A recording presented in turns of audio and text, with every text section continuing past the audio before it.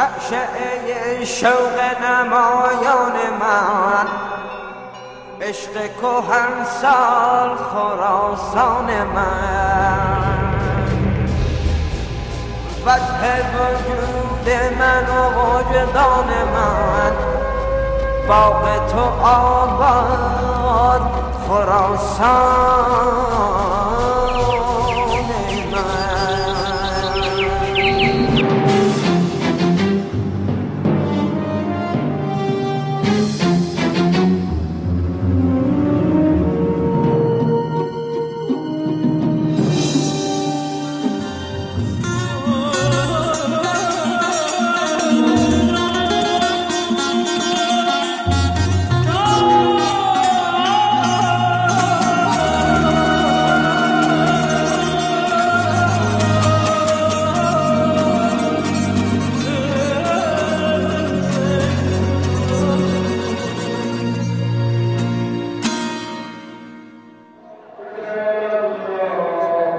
در جای جای صحن و سرای ملکوتیت جلوه های از ارادت به آستان نورانیت پر کردند فضای حرمت را از مهر، از شور، از عشق.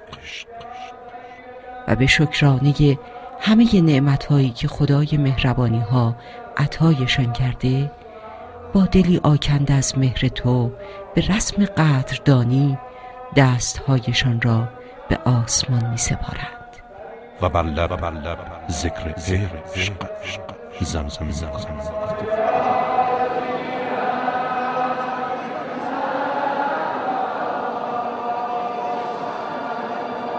و من از گوشه دنج این همه عظمت را به نظاره نشستم و می بینم که گام های اشتیاق چگونه به شوق تو سر از پای نمی شناسند و در هر قدم به تو نزدیک و نزدیکتر می شوند و چشم ها از شور تو هر لحظه بارانی تر.